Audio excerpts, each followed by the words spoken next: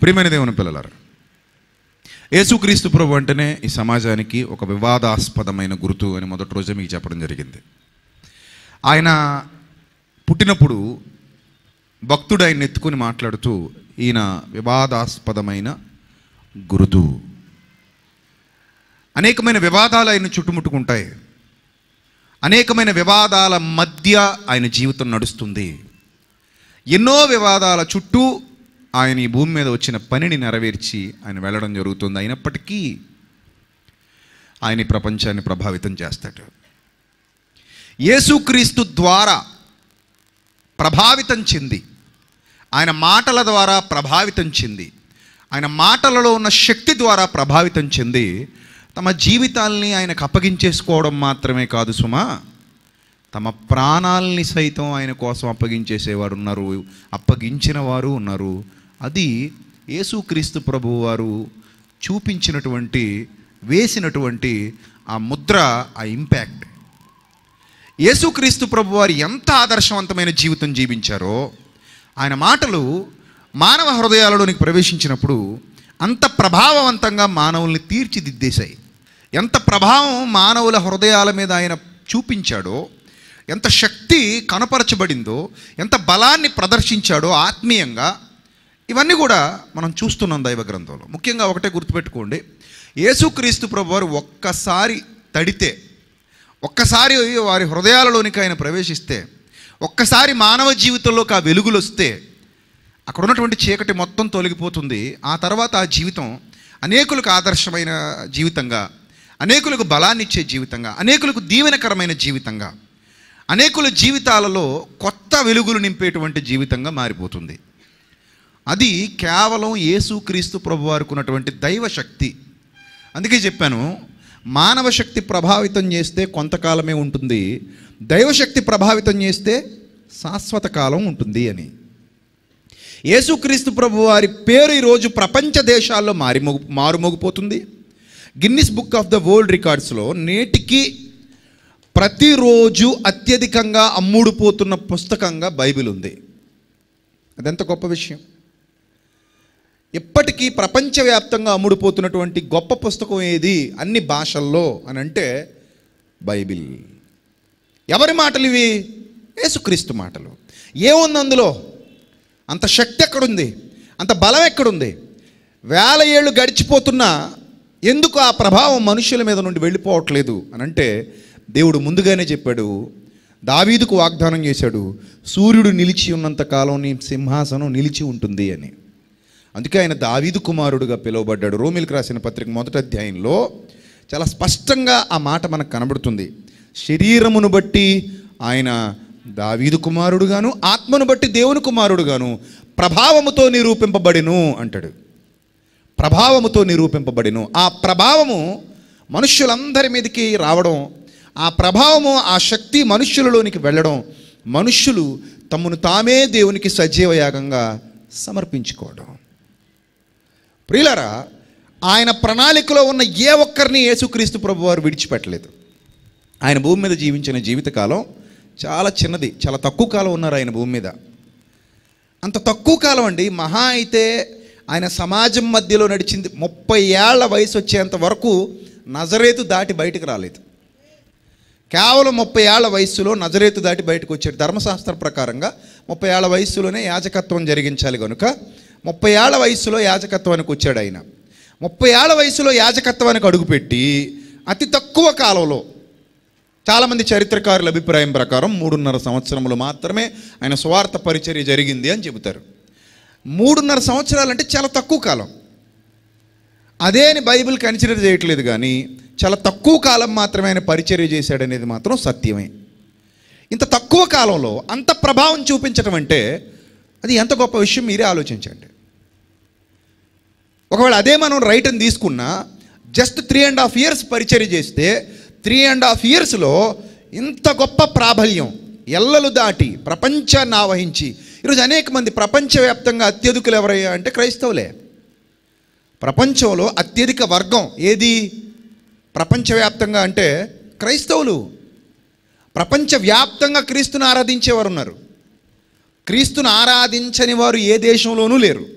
అన్ని దేశాలలోనూ క్రీస్తు ఆరాధింపబడుతున్నాడు. అన్ని దేశాలలోనూ విశ్వాసులు ఉన్నారు. అన్ని దేశాలలో అన్ని భాషలలో బైబిల్ ఉంది. ఎందుకు ఇంత స్ఫూర్తిని ఆయన నింపగలిగాడు అంటే ఈరోజు ఒక విషయాన్ని మీకు చెప్తాను, జాగ్రత్తగా వినండి. సృష్టి ప్రారంభమైనప్పుడు దేవుడు మొదట ఒక పురుషుడిని చేశాడు.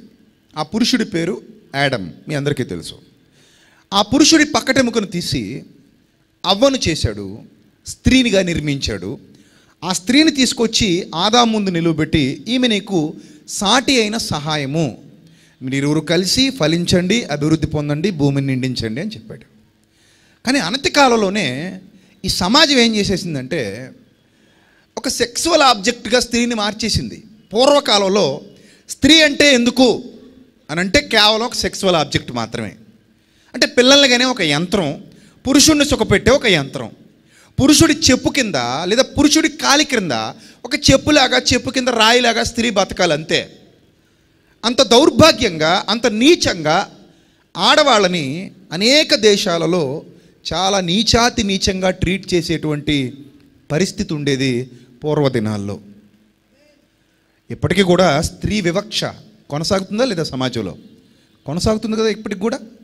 స్త్రీలంటే చిన్నచూపు, స్త్రీలంటే చులకన స్వభావం, స్త్రీలను కించపరిచి మాట్లాడడం, స్త్రీలను అవమానపరిచి మాట్లాడడం, స్త్రీలను భయంకరంగా చిత్రీకరించడం, స్త్రీలనగానే కేవలం ఇక పశుప్రాయులుగా మారిపోయి, పశువుల కంటే హీనంగా మారిపోయి, ఇక స్త్రీలనగానే సెక్సువల్ ఆబ్జెక్ట్స్ అన్నట్టుగా చూడడం, వాళ్ళని ఎప్పుడూ కూడా టీచ్ చేయడం, ర్యాగింగ్ చేయడం, ఇలాంటి దౌర్భాగ్యకరమైన వాతావరణం, బలహీనమైన దేహాలు కలిగినటువంటి వాళ్ళని మరింత క్రూరంగా వారితో అనేకమైన క్రియలు చేయటం అనేది మనం సమాజంలో చూస్తున్నాం. పూర్వం స్త్రీలను అలాగే చూసేవారు, అలాగే భావించేవారు. అన్ని దేశాల్లో, నాట్ ఓన్లీ ఇండియా, అన్ని దేశాల్లో అన్ని ప్రాంతాలలో స్త్రీలకు విలువ లేకుండా పోయింది, స్త్రీలకు గౌరవం దక్కకుండా పోయింది, స్త్రీలను కించపరిచే విధానం ఎక్కువైపోయింది. అలాంటి స్థితిలో పురుషుడు ఎన్ని తప్పులైనా చేసుకోవచ్చు, స్త్రీ మాత్రం తప్పు చేయకూడదు. పురుషులు ఎన్ని పాపాలైనా చేసేయచ్చు యథేచ్ఛగా, స్త్రీ పాపం చేస్తే మాత్రం ఆమెను ఇంకా చంపేయడమే. ఇది ఆనాటి అనాగరిక జాతులు నేర్చుకున్నది. ముఖ్యంగా కొన్ని ధర్మశాస్త్ర గ్రంథాలు ఉన్నాయి, మన ఇండియాలో కూడా కొన్ని గ్రంథాలు ఉన్నాయి. ఆ గ్రంథాల విషయాలు ఇప్పుడు మాట్లాడడం అప్రస్తుతం, కానీ అవి చదివితే చాలా బాధేస్తుంది. అరే మన అమ్మ, మన చెల్లి, మన అక్క, మన ఫ్యామిలీ మెంబర్స్ కదా, వాళ్ళ వల్లే కదా ఈరోజు మనం ఇలా హ్యాపీగా ఉన్నాం, మన కోసం ఎన్నో త్యాగాలు చేసిన వాళ్ళు కదా వాళ్ళు.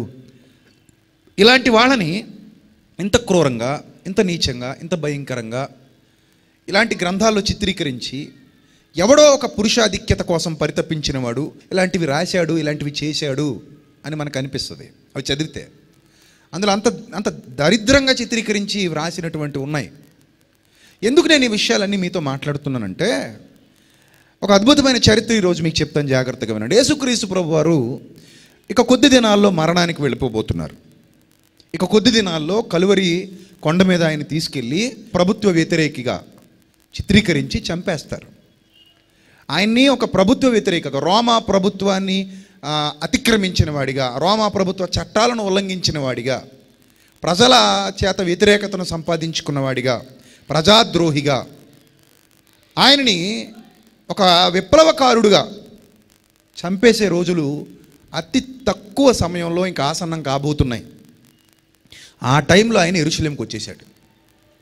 యెరూషలేముకు వచ్చేసిన తర్వాత ఆయన దినచర్య ఏంటంటే ఒలీవ కొండకు వెళ్ళడం, రాత్రంతా ప్రార్థించడం, కిద్రోను వాగు దాటి మరలా యెరూషలేములో ప్రవేశించడం. ఒకరోజు పస్కా పండుగ దగ్గర పడుతున్నటువంటి సమయానికి వచ్చేసరికి ఆయన ప్రార్థన అత్యధికంగా చేస్తూ రాత్రంతా ప్రార్థనలో గడుపుతూ పగలంతా దేవాలయం దగ్గరకు వచ్చి బోధించడం ఆయన వాడుకగా మారిపోయింది. ఆ రాత్రి యథావిధిగా, ఇక తక్కువ సమయం ఉంది, యథావిధిగా ఆయన కొండ మీదకి వెళ్ళిపోయారు, ఒలీవల కొండ మీదకి ప్రార్థనలో గడిపారు రాత్రంతా. ఉదయం అవగానే లేచారు ఆయన. ఉదయం అవగానే లేచి ఎదురుగా కనబడుతుంది దేవాలయం. ఒలీవ కొండ మీద నుండి చూస్తే సొలొమోను కట్టించినటువంటి దేవాలయం ఉన్న ప్లేస్లో తర్వాత నిర్మించబడినటువంటి రెండవ దేవాలయం, ఎజ్రా గారి కాలంలో నిర్మించబడినటువంటి రెండవ దేవాలయం. సొలొమోను దేవాలయం కూలిపోయింది కదా, మీ అందరికీ తెలుసు. చాలామందికి ఇలాంటి బేసిక్ పాయింట్స్ కూడా తెలియవు, విచారకరం. కొంతమంది ఉన్నారు మన క్రిస్టియానిటీలో, సొలొమోను దేవాలయం ఇంకా ఉందనుకుంటారు వాళ్ళు. అక్కడికి యేసుక్రీస్తు ప్రభువారు వెళ్ళి బోధ చేస్తున్నారు. అలా బోధ చేస్తున్నప్పుడు ఒక విచిత్రమైన సంఘటన జరిగింది. ఏంటి ఆ విచిత్రమైన సంఘటన అంటే, శాస్త్రులకి పరిసయ్యులకి యేసుక్రీస్తు ప్రభువారిని చంపడమే ధ్యేయంగా పెట్టుకున్నారు. వాళ్ళ ధ్యేయం ఒకటే, యేసు ప్రభువారిని చంపాలి. ఎందుకు చంపాలి? ఆయన అద్భుతాలు చేసినందుక? నో. ఆయన సూచక్రియలు చేసినందుక? నో. ఆయన మహత్కార్యాలు చేసినందుక? నో. మరి ఎందుకు చంపాలి యేసుక్రీస్తుని? ఎందుకు వాళ్ళకి ఆ కోరిక బలంగా కలుగుతోంది? ఎందుకు ఈయన చంపాలి చంపాలి చంపాలని సాతాను వాళ్ళని ఎక్కువగా ప్రేరేపిస్తున్నాడు అని అంటే, ఓన్లీ వన్ రీజన్. ఆ రీజన్ ఏంటంటే, యేసుక్రీస్తు ప్రభు ఎక్కడ పడితే అక్కడ వాళ్ళని ఎండగడుతున్నాడు. ఎలా మాట్లాడుతున్నాడంటే, గుడ్డి పరిసయుడా. పరిసయుడికి మంట వస్తుంది. ఏమన్నాడు? గుడ్డి పరిసయుడా. గౌరవించాడా? గౌరవం ఉందా ఏమైనా అందులో? లేదు. గుడ్డివాడు మరో గుడ్డివాడికి తోవ చూపిన ఎడల ఇద్దరు కలిసి ఎక్కడ పోతారు? గుండ్రలోనికి పోతారు. శాస్త్రుల విషయమై పరిసయ్యుల విషయమై జాగ్రత్తగా ఉండండి. వీళ్ళు మహాకేటుగాళ్ళు. వీళ్ళు పరలోకానికి పోరు, పోయేవాళ్ళని పోనివ్వరు. ఈ పదాలు వస్తున్నాయి ఆయన నోటి వెంట. మీరు సున్నం కొట్టిన సమాధులు, లోపల అజితేంద్రియత్వంతోనూ దోపుతోనూ నిండి ఉన్నారు. డబ్బు తప్ప ఇంకా వేరే ఆలోచన ఉండదరా దౌర్భాగ్యులారా మీకు. ధనవంతుడు దేవుని రాజ్యంలో ప్రవేశించడు. మీరు అసలు బోధ స్టార్ట్ చేస్తే డబ్బుల గురించే మాట్లాడతారు. మీరు బోధ మొదలు పెట్టారంటే డబ్బు లేకుండా బోధ ముగించరు. ఇంకెప్పుడు ప్రతి వారం డబ్బు డబ్బు డబ్బు డబ్బు, ఇదో జబ్బు మీకు. సో ఈ జబ్బుతో బ్రతుకుతున్నారు కనుక మీరు పరలోక రాజ్యంలో ప్రవేశింపరు. సున్నం కొట్టిన సమాధుల్లారా. ఒంటైనా సూది బెజ్జలోకి వెళ్ళిపోతేమో కానీ మీరు వెళ్ళర్రా నాయనా. సో పరిసయ్యుల పులిసిన పిండి ఆ బోధ విషయంలో జాగ్రత్తగా ఉండండి. వాళ్ళ బోధనలు కూడా టార్గెట్ చేశాడు, వాళ్ళ జీవితాల్ని టార్గెట్ చేశాడు. వాళ్ళ గురించి బోధించని రోజు లేదు యేసుక్రీస్తు ప్రభువారు. ప్రతిరోజు వాళ్ళ అక్రమాల గురించి మాట్లాడుతున్నాడు, వాళ్ళ మోసాల గురించి మాట్లాడుతున్నాడు, వాళ్ళు చెబుతున్న అబద్ధాల గురించి మాట్లాడుతున్నాడు, వాళ్ళు చేస్తున్నటువంటి దుష్కార్యాల గురించి మాట్లాడుతున్నాడు. అంత మాత్రమేనా? వాళ్ళ వ్యాపారం దివాలా తీసే విధంగా ఒకరోజు ఏం చేశాడంటే, ఏ దేవాలయాన్ని అయితే వారు దొంగల గుహగా మార్చేశారో ఆ దేవాలయంలో రోకలు మారుస్తున్నారట, పావురాలు అమ్ముతున్నారట, గొర్రెలు ఎద్దులు, అదో పెద్ద సంత అయిపోయింది. దేవాలయం సూపర్ మార్కెట్ అయిపోయింది అనమాట. దేవాలయం వాక్యాన్ని బోధించడానికి. సూపర్ మార్కెట్లు బయట అలాగా ఉంటాయి, దేవాలయంలో సూపర్ మార్కెట్లు పెట్టాల్సిన అవసరం లేదు. కానీ ఆ రోజుల్లో దేవాలయమే సూపర్ మార్కెట్. ఇంకా అక్కడికి వెళ్తే మీకు అన్నీ దొరకాలి, ఆల్టర్నేటివ్గా ఉండాలి. ఇంకా అక్కడికి వచ్చారంటే మీకు దొరకందేది ఉండకూడదు అనమాట. పావురాలు కావాలా తీసుకోండి, రోకలు కావాలా ఇక్కడ మార్చేసుకోండి, ఎద్దులు గొర్రెలు ఏమైనా కావాలా ఇక్కడ తీసేసుకోండి. సో మొత్తం అంతా మీకు ఏ ఇబ్బంది లేకుండా అన్ని ఫెసిలిటీస్ మేము ఏర్పాటు చేసాం, అక్కడ వాక్యం ఉండదంతే. సో అలాంటి ఒక వ్యాపార కేంద్రంగా దేవుని ఇంటిని మార్చేసినప్పుడు యేసుక్రీస్తు ప్రభు వారికి హృదయంలో నొప్పి కలిగింది.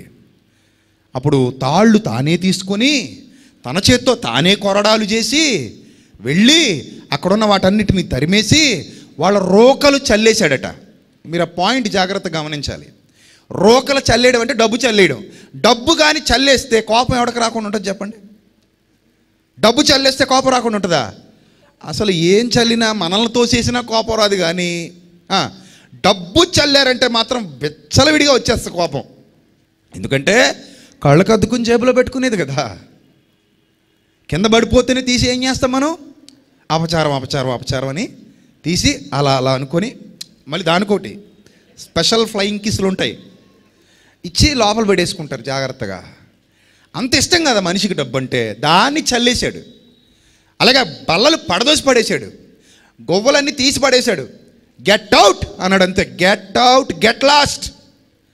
నా తండ్రి ఇంటిని వ్యాపారపటిల్లుగా చేయకుడి అని చెప్పి నెట్టేసేసరికి ఆయనకి ప్రజాబలం ఉంది. అదీగాక ఎవరిని లక్ష్య పెట్టని మోమాటం లేని బోధకుడు. ఆయనకి భయం లేదు, చాలా ధైర్యంగా బోధించేవాడు ఆయన. ఇప్పుడు వీళ్ళు ఏం చేయాలి? వ్యాపారం పోయింది, కోపం పెరిగిపోయింది. మా పొట్టగొట్టాడు, ఈయన చంపేయాలి. కక్ష.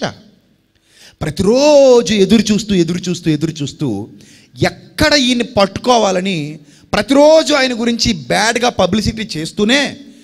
పబ్లిసిటీ ఆయన గురించి చేస్తూనే ఎక్కడైనా దొరుకుతాడా అని ప్లాన్ వేసి మాటు వేసి ఎదురు చూస్తున్నటువంటి రోజులవి. అయినా యేసుక్రీస్తు ప్రభువారు వచ్చిందే ప్రాణం ఇవ్వడానికి. ఆయన వచ్చిందే గొర్రెల కొరకు నా ప్రాణమును పెట్టవచ్చి తిని అన్నాడు. అలాంటి సిచ్యువేషన్లో వాళ్ళు ఒకరోజు ఒక మాస్టర్ ప్లాన్ వేశారు. ఆ మాస్టర్ ప్లాన్ ఏంటంటే, ధర్మశాస్త్రాన్ని అతిక్రమిస్తే ప్రజల్లో చెడ్డ చేసేద్దాం. నెంబర్ 1. ఒకవేళ ధర్మశాస్త్రాన్ని అప్లై చేస్తాడు అనుకోండి, ప్రభుత్వం దగ్గర చెడ్డ చేసేద్దాం. ఇటు వెళ్తే గొయ్యి, ఇటు వెళ్తే నొయ్యి. మీకు అర్థమవుతుందా? ఒక మాస్టర్ ప్లాన్. అటు వెళ్తే గొయ్యి, ఇటు వెళ్తే నొయ్యి, ఎటూ తప్పించుకోలేడని సంబరాలు చేసుకుని బయలుదేరారు. దొరికాడండి, ఇంకా అయిపోయింది, అంతే, చిక్కు పెట్టేశాం, అంతే. ఈ రోజుతో డెడ్ లైన్ ఇదే, ఇంకా ఎటూ కదలలేడు. మన చేతుల్లో చావడమా లేక రోమా గవర్నమెంట్ చేతుల్లో చావడమా, ఏదోటి జరిగిపోద్ది ఈరోజు అని బయలుదేరారు. ఎలా బయలుదేరారో తెలుసా? ఒక ఆమె ప్రతిరోజు వాడుక ఆమెకి వ్యభిచారం చేయటం. చెప్పాను కదా, స్త్రీలను కేవలం వ్యభిచారానికి మాత్రమే వినియోగించుకునే దౌర్భాగ్యపు రోజులవి. మతం పేరిట కూడా వాళ్ళు అలాంటి నీచ కార్యాలు చేసేవారు. ఈవెన్ మన భారతదేశంలో కూడా జోగిని వ్యవస్థ అనేది ఉండేది. కావాలంటే హిస్టరీ తిరగేసుకోండి. జోగిని వ్యవస్థ ఇప్పటికీ తెలంగాణలో కొన్ని పల్లె ప్రాంతాల్లో ఆ వ్యవస్థ అమల్లో ఉంది.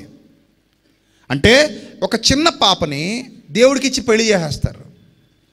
ఇప్పుడు ఆమె దేవుడి భార్య. సిగ్గులేని దొంగ భక్తులు దేవుడికి పెళ్లి చేసిన అమ్మాయితో కాలం గడుపుతారు. దేవుడికి పెళ్లి చేస్తే వీళ్ళకి ఆ అమ్మాయి ఏమవ్వాలి? రూల్గా తల్లి అవ్వాలి, దేవుడు తండ్రి కాబట్టి. మరి ఇలాంటి నీచ ప్రవృత్తి అనేక ప్రాంతాల్లో ఉండేది. అనేకమైన చోట్ల ఈ వ్యవస్థను డెవలప్ చేసుకుంటూ వచ్చారు. అలాగే పూర్వకాలంలో కొంతమందిని వీళ్ళందరూ ఈ మత పెద్దలు లాంటి వాళ్ళు ఏం చేసేవారంటే, వాళ్ళ కోసం వినియోగించుకోవడానికి కొంతమందిని ఉపయోగించుకునేవారు. వాళ్ళు ఇంకా జీవితం అంతా వ్యభిచారులుగానే కాలం గడపాలి. వాళ్ళ జీవితం అంతా అలాగే కాలం గడపాలి. వాళ్ళకి ఇక విడుదల ఉండదు. వాళ్ళ బ్రతుక్కి ఇంకా విడుదల ఉండదు. చిత్రవద అనుభవించేస్తారు వాళ్ళు. చాలా ఇబ్బందికరమైన పరిస్థితుల్లో వాళ్ళ జీవితాలు ఉంటాయి ప్రియులారా. అలాంటి ఒక ఆమె ఇక వాడుకైపోయింది. ఆమె జీవనానికి వ్యభిచారం వాడుకైపోయింది. ఆమె వ్యభిచారం చేస్తూ ఉండగా వీళ్ళ చట్ట ప్రకారం వీళ్ళకు లా ఉంది. ఆ లా ఏంటంటే ధర్మశాస్త్రం. ఆ ధర్మశాస్త్రం ప్రకారంగా వ్యభిచరిస్తున్నటువంటి స్త్రీ, యోధ జాతిలో ఎవరు కూడా వ్యభిచారిగా ఉండకూడదు. ఒకవేళ ఎవరైనా వ్యభిచరిస్తుంటే ఆమెను రెడ్ హ్యాండెడ్గా పట్టుకొని మరణశిక్ష విధించాలి అని ధర్మశాస్త్రంలో మోషే చెప్పాడు. ఇక్కడ మోషే ఏం చెప్పాడంటే, పురుషుడికి స్త్రీకి కూడా ఏం విధించాలి? మరణశిక్ష విధించండి, వ్యభిచారపు క్రియలు చేయొద్దు అని చెప్పాడు. వీళ్ళేం చేశారంటే, ఒక ఆమె వ్యభిచరిస్తుండగా రెడ్ హ్యాండెడ్గా పట్టుకున్నారు. రెడ్ హ్యాండెడ్గా. ఇప్పుడు రెడ్ హ్యాండెడ్గా పట్టుకుంటే ఎంతమందిని పట్టుకోవాలి? 2 చేతులు కలిస్తేనే కదా చప్పట్లు. 2ని పట్టుకోవాలి. కానీ ఒక ఆమెనే పట్టుకున్నారు. ఆమెనే పట్టుకొని అబల కదా ఈడ్చుకొని తీసుకొచ్చేశారు. అప్పటికి యేసుక్రీస్తు ప్రభువారు ఆ దేవాలయం దగ్గర కూర్చుని వచ్చిన జనాలకి బోధ చేస్తున్నాడు యథావిధిగా. వీళ్ళకి అది నచ్చలా. నువ్వు బోధ చేసుకుంటే చేసుకో, మా గురించి ఎందుకు బ్యాడ్గా చెప్తున్నావు ప్రజలకి? నువ్వు తినవు, మమ్మల్ని తినవు. నువ్వు మా గురించి ఎందుకు బ్యాడ్గా చెప్పాలి? మమ్మల్ని ఎందుకు చెడ్డగా చిత్రీకరించాలి వాళ్ళ దగ్గర? ఇది వాళ్ళ యొక్క భావన. సో యేసుక్రీస్తు ప్రభువారు యథావిధిగా బోధిస్తున్నారు. ఆయన బోధలు అందరూ వింటున్నారు. ఆ టైంలో వాళ్ళు తీసుకొచ్చి ఏమంటున్నారో ఒకసారి చూద్దాం. యోహాను సువార్త 8వ అధ్యాయము ప్రారంభం నుండి చూద్దాం ప్రియులారా. యేసు ఒలీవల కొండకు వెళ్ళెను. తెల్లవారగానే, రాత్రంతా ఒలీవ కొండ మీద ఆయన గడిపారు. తెల్లవారగానే యేసు తిరిగి దేవాలయములోనికి రాగా ప్రజలందరూ ఆయన యొద్దకు వచ్చిరి. గనుక ఆయన కూర్చుండి ఆ వచ్చినటువంటి ప్రజలందరికీ దేవుని యొక్క వాక్యాన్ని బోధిస్తూ ఉన్నారు. ఆయన అలా బోధిస్తున్నప్పుడు శాస్త్రులు పరిసయ్యులు ఇద్దరు గ్రూపు, శాస్త్రులు పరిసయ్యులు వ్యతిరేకులు, యేసుక్రీస్తు ప్రభువారి బోధకు వ్యతిరేకులు. అలాని సమాజంలో వాళ్ళు చిన్నోళ్ళు అనుకోకండి, చాలా డబ్బు సంపాదించేసి ఉన్నారు. అప్పటికే చాలా ప్రాబల్యం ఉంది, చాలా అధికారం ఉంది, చాలా గొప్ప స్థితిలో వాళ్ళు బ్రతుకుతున్నారు. వీళ్ళు ఏం చేశారంటే, వ్యభిచారమందు పట్టబడినటువంటి ఒక స్త్రీని తోడుకొని వచ్చారు. తీసుకొచ్చట మధ్యలో నిలబెట్టారట. అబల కదా, ఏం చేయలేదు, ఇంకా కదలలేదు, మెదలలేదు, అంతే, అయిపోయింది. ఈ రోజుల్లోనే ట్రీట్మెంట్స్ ఎలా ఉన్నాయంటే ఆ రోజుల్లో ఎలా ఉండేవో మీరు అంచనా వేసుకోండి. ఆమెను తీసుకొచ్చారు, మధ్యలో నిలబెట్టి అంటున్నారు, బోధకుడా, ఈ స్త్రీ వ్యభిచారము చేయుచుండగా పట్టబడెను. అంటే మేము రెడ్ హ్యాండెడ్గా పట్టుకున్న యూదులకు ఎలా అంటే 2-3 సాక్షుల నోట ప్రతి మాట స్థిరపరచబడాలి. యూదులకున్న నియమం అది. సాక్షులు మళ్ళీ 2 లేదా 3 ఉండాలి. అది కళ్ళతో చూసిన వారై ఉండాలి. అలా ఉంటేనే ఆ సాక్ష్యం చెల్లుతుంది. ఇప్పుడు ఈమె వ్యభిచారం చేయుచుండగా పట్టబడింది. ఒక చరిత్రకారుడు అంటాడు, ఆమెను అర్ధనగ్నంగానే తీసుకొచ్చారు అక్కడికి అంటాడు. ఒకవేళ అది కూడా రైట్ అయితే అయి ఉండొచ్చు. ఆమెను అలాగే చూస్తారు, వాళ్ళు అలాగే చూస్తారు. ఒక విలువలేని స్త్రీగా, ఒక విలువనివ్వని స్త్రీగా, ఒక పనికిరాని వస్తువుగా ట్రీట్ చేస్తున్నారు వాళ్ళు. జాలి లేదు, దయ లేదు, కరుణ లేదు, ప్రేమ లేదు. మతంతో, మూర్ఖత్వంతో నింపబడ్డారు. యోధ మతం, మూర్ఖత్వపు మతం ఉంది వాళ్ళ దగ్గర. యోధ మత ప్రవిష్టులు ఉన్నారు వాళ్ళ దగ్గర. ప్రభువు దాన్ని వ్యతిరేకిస్తున్నాడు. వాళ్ళు మతాన్ని సృష్టించేశారు, ఒక మతాన్ని, యోధ మతాన్ని తయారు చేశారు వాళ్ళు. అందుకే మనుష్యులు కల్పించిన పద్ధతులు, దేవోపదేశములని బోధించుచు వారు నన్ను వ్యర్థముగా ఆరాధించుదురు అని ప్రభు గుర్తు చేశాడు యెషయా గారు మాట్లాడిన ప్రవచనాన్ని.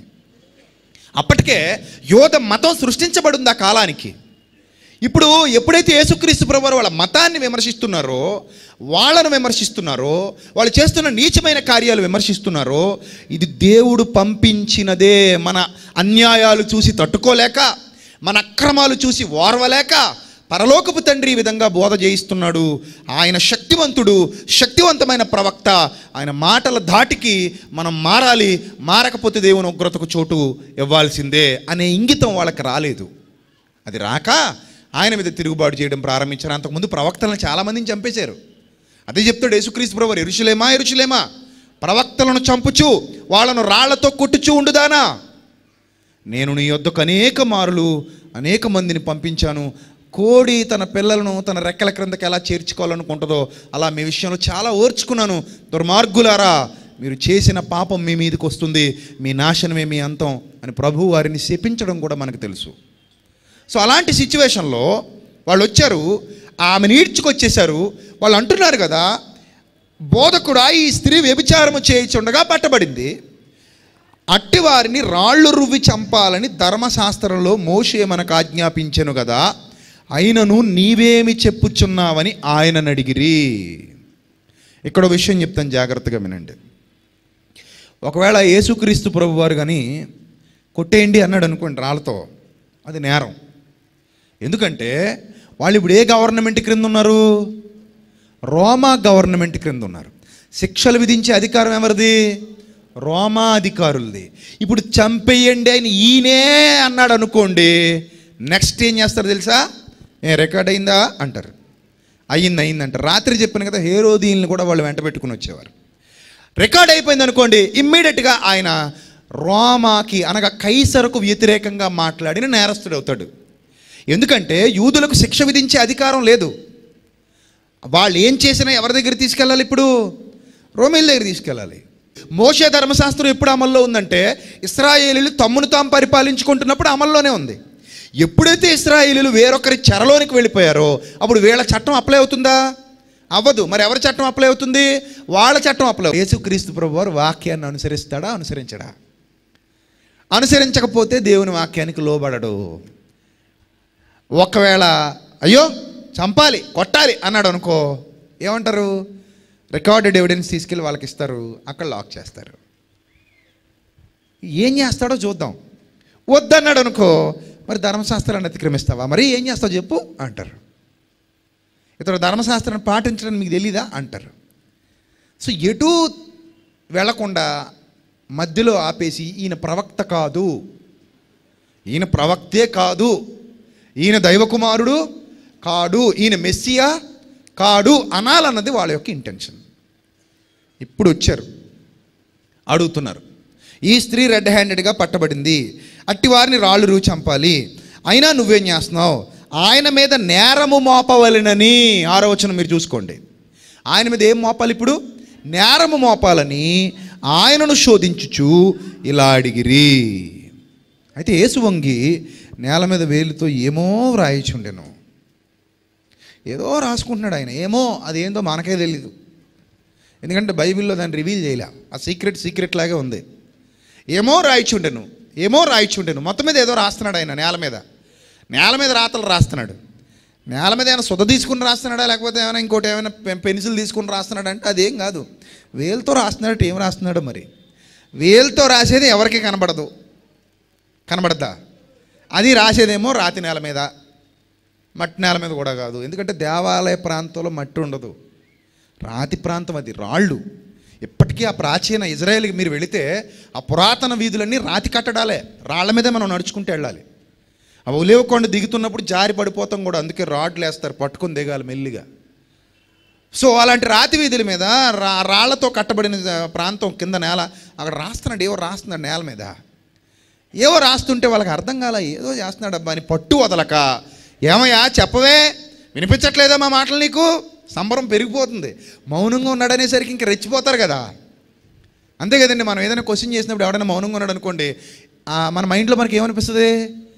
దొరికాడండి, సమాధానం లేదు కాబట్టి మౌనంగా ఉన్నాడు. సమాధానం ఉంటే మాట్లాడేవాడు కదా. అంటే తన దగ్గర ఏ సమాధానం లేదు, అందుకే సైలెంట్ అయిపోయాడు. ఇంకా మనం రెచ్చిపోవాలి. అవతలడు సైలెంట్గా ఉన్నాడంటే మనం ఏం చేస్తాం? ఇంకా రెచ్చిపోతాం. ఇంకా చెప్పవయ్యా, చెప్పవా, చెప్పడానికి సమాధానం లేదా, భయమా, చెప్పు మరి, చాలా కబుర్లు చెప్తావు కదా, చెప్పిప్పుడు ఏం చేద్దామంటావు అని చెప్పేసి ఇష్టానుసారంగా వాళ్ళు రేజ్ అయిపోతున్నారు. అయితే యేసు వంగి నేల మీదేమో రాయిచుండెను, వారు ఆయనను పట్టు వదలకు అడుగుచుండగా తలెత్తాడు. అంటే అనుభవం పడబోతుందన్నమాట. అనుభవం పడబోతుంది. తలెత్తేసరికి వాళ్ళ కళ్ళల్లో ఆనందం ఇంకా అలాగే కనబడుతుంది. ఆయన తలెత్తే సమయానికి వాళ్ళ మొహాల్లో ఏదో తెలియని గర్వం, వికసించిపోతున్నారు పువ్వుల్లాగా, సంతోషంగా ఉన్నారు. ఎన్నాళ్ళకి ఎప్పుడు వచ్చినా వెనక్కి తిరిగిపోవడమే కదా ఈయన దగ్గరికి వస్తే. ప్రశ్నలు మనవి, సమాధానాలు ఆయనవి, తర్వాత చెప్పు దెబ్బలు మనకి అనుకుని వెళ్ళిపోయే స్థితి. ఇప్పుడు ఏమనుకుంటున్నారంటే, అమ్మయ్యా ఎన్నాళ్ళకి దొరికాడు, ఇటేస్తే అటేస్తే ఇటు అడకెత్తెరలో పడ్డ పోకచెక్కలాగా అయిపోయాడు ఈయన పరిస్థితి. ఇలా అయిపోయింది అనుకుంటున్న టైంలో తలెత్తి ఏం లేదు, సింపుల్గా అన్నాడు, మీలో పాపం లేనివాడు మొట్టమొదట ఆమె మీద రాయి వెయ్యవచ్చు అన్నాడు. మీలో ఎవడిలో అయితే పాపం లేదో మొట్టమొదటి రాయి వాడే వెయ్యాలి, క్యారీ ఆన్ అన్నాడు. అప్పుడు వాళ్ళకి అసలు కథ అర్థమైంది.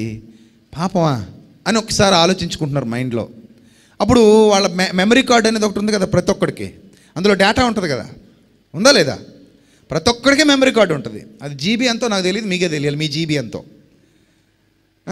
సో ఆ మెమరీ కార్డులో ఊహ తెలిసిన నాటి నుంచి ఎంత డేటా స్టోర్ అయి ఉందో మనకు తెలుసు. ఆ స్టోరేజ్ అయిపోయినటువంటి డేటాలో మీ పాపాల చిట్టా కూడా ఉంటుంది. అదొక ప్రత్యేకమైన ఫోల్డర్. అది మొత్తానికి మన మెమరీ కార్డులో పెద్ద ఫోల్డర్ అదే సుమా. మిగిలినవన్నీ చిన్న చిన్న ఫోల్డర్స్ ఉంటాయి, కానీ ఈ డేటా ఎక్కువ ఉంటుంది, ఆ ఫోల్డర్ పెద్దది ఉంటుంది.